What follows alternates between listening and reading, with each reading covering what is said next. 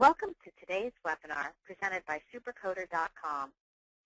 Supercoder.com is an online coding solution offering Part A and B coding reference tools, resources, and not more than 30 specialty coding and compliance newsletters from the Coding Institute in one site. I hope you enjoy this short session.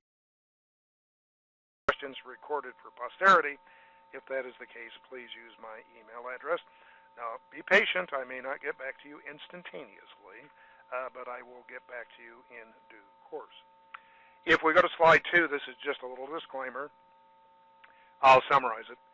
I'll give you the very best I have today. As with everything in healthcare concerning coding and billing and reimbursement and the RAC audits and all of this other stuff, good technical term, everyone, stuff.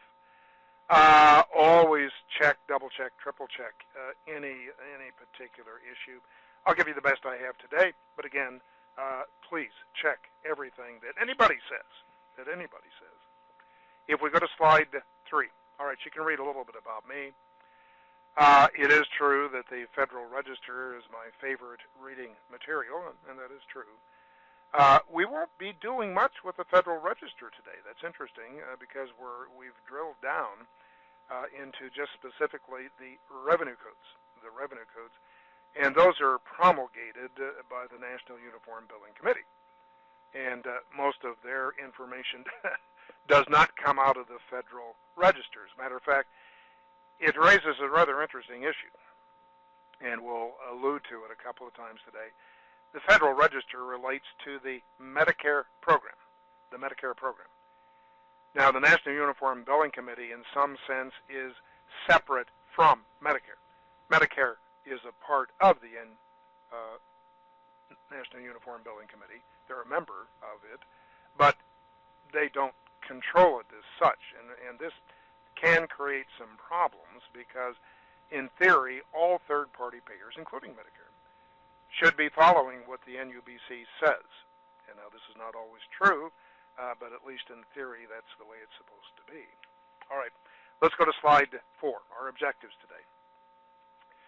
Well, what we're going to do is, again, there's no easy way to do this, so we're just going to do it. We're just going to go through the revenue codes. Now, we won't do it strictly in order. I've grouped some of the various family of revenue codes together. And we'll be talking about this mainly from the perspective of a hospital. And a little bit later, we'll get into what are called the professional revenue codes. Because hospitals more and more today are doing professional billing on the 1500 claim form through hospital billing systems. And in those instances, we have to use the so-called professional revenue codes. We'll get to them a little bit later because basically numerically they're towards the end of the entire sequence. So we're going to go through the revenue codes. We'll talk a little bit about them. We'll try to figure out how they should be used or not. Now, one of the first things you're going to run into when you get to the National Uniform Billing Committee's manual, and you will need it, I'll allude to that in a moment. When you start reading about these revenue codes, you're going to find very quickly that the descriptions are pretty cryptic. There's not a whole lot of information. And so you're looking at a revenue code, you know its description, but you may not always know whether you should use it, and if so, in what way. So be prepared for some ambiguity in this whole area. Now, from a charge master perspective, our third objective is very, very important. And that is in the charge master, the hospital's charge master, when we have a line item in there, and it's going to have a revenue code. It may or may not have an associated CPT or HCPCS code. But if it does, then the CPT HCPCS code. Supercoder is the fastest growing online reference tool with more than 25,000 subscribers.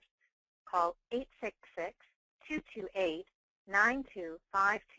to get a free product demo or sign up at supercoder.com for a 7-day free trial.